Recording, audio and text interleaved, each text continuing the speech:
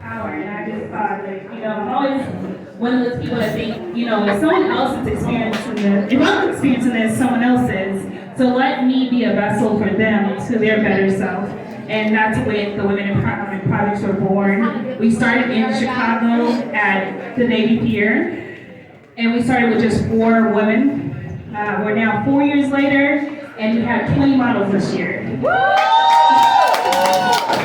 So shout out to all the models for being brave enough to do this. So what we do is we find these models in the community. Some of them are professional models, some of them are just women that need to be poured into. And we allow them to model our jewelry and put them into a commercial. So you guys will see the commercial that they're going to be in. There'll be 3 of them. So.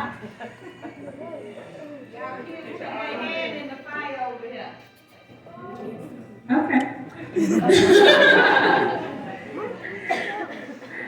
But yes, so I'm going to introduce our panel of speakers. All of these lovely ladies were models this year. All of them. And they have all overcome so much.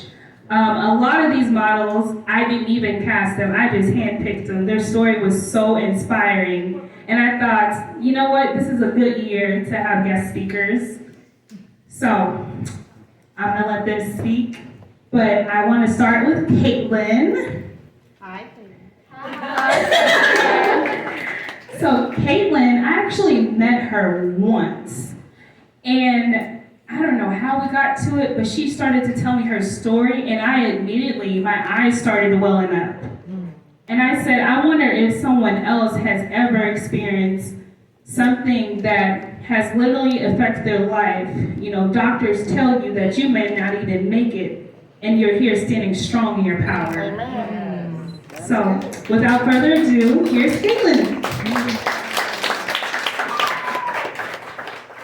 All right, thanks everybody. I have a little speech written out, so I'm going to read it off my notes. I extend my heartfelt gratitude to all of you for joining us today as we come here to commemorate the essence of women empowerment. It is an immense privilege to sit here or stand before you and recount my profound personal journey that embodies resilience, hope, and the extraordinary power of female connections. For many years, I confronted an unyielding health challenge that often seemed insurmountable. I would like to take a moment to express my deep appreciation to the remarkable women who played a pivotal role in my journey. Over the span of a decade, I grappled with symptoms that were frequently dismissed, silently eroding my health and diminishing my quality of life. Above all, I am indebted to my dearest best friend, whose unwavering support and unwavering persistence compelled me to seek medical assistance when I had almost given up hope. Her friendship and encouragement were my lifelines during those darkest moments. I vividly remember a time when I found myself hospitalized, racked in agonizing pain, and facing a shortage of nursing staff. In that desperate moment, I reached out to her, and she guided me through the turmoil until life-saving medication arrived. It is a moment etched in my memory that I will never forget. My best friend's tireless advocacy for my health eventually led me to meet Dr. Senor at Minji, an exceptional female physician who unraveled the mystery of my condition. She recognized the severity of my situation, and it was under her care that a team at Minji conducted a colonoscopy, unveiling one of the most severe cases of acute severe ulcerative colitis, or UC, they had ever encountered. At that point, I could barely walk. I was unrecognizable to myself. This procedure provided clarity and set us on a path towards healing. Dr. Senor's expertise and compassion played a pivotal role in my recovery.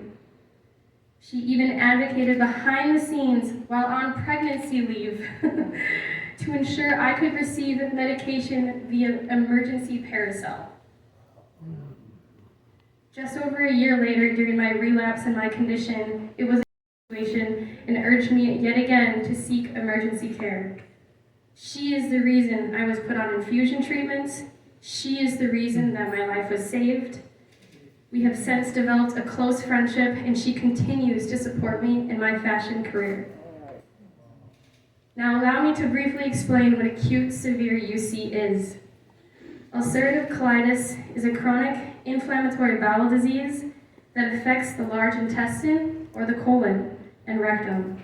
Acute severe UC is the most severe and potentially life-threatening manifestation of this condition, marked by intense inflammation and debilitating symptoms, often necessitarily immediately needing medical attention. It is considered a stage 5 diagnosis. My case became so severe, it led me to my ICU stay of over a month and a half, which ultimately led me to a life-changing ultimatum, a 72-hour notice of life.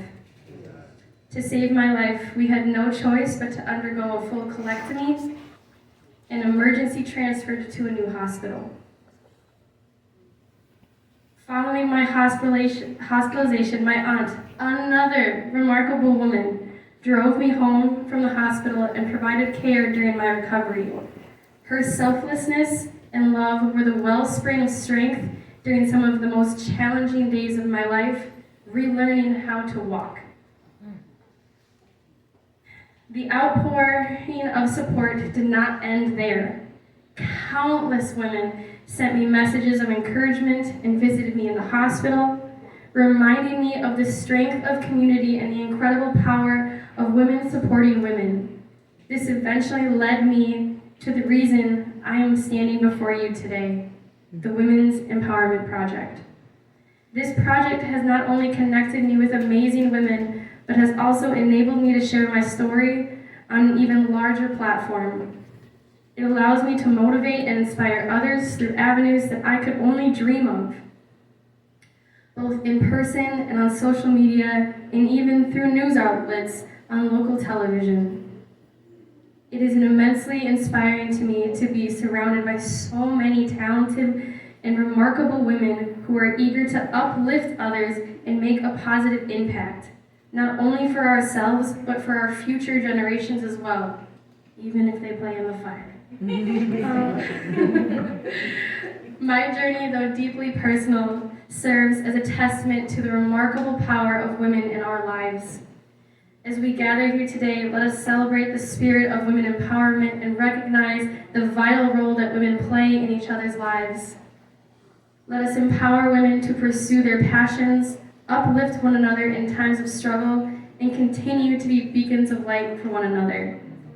Thank you for your time, and thank you for your unwavering commitment to make a difference in the lives of women everywhere. Our successes today. And to all of you women who showed up here tonight, inspiring all of us to be who we are in our power and supporting one another, your strength and unity is beautiful to see. I stand before you. My name is Samantha Aragoni, a woman of faith, a wife, a mother of 5 children, a certified health and life coach, and an entrepreneur.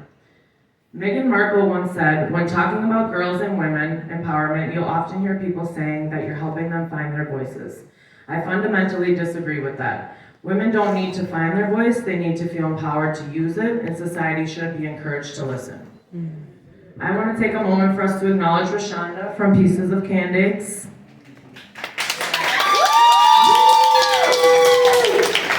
I'm honored to stand alongside her. She's created a platform with her brand, and specifically this event, the Women's Empowerment Project, that amplifies our voices and reminding us of our strength and abilities.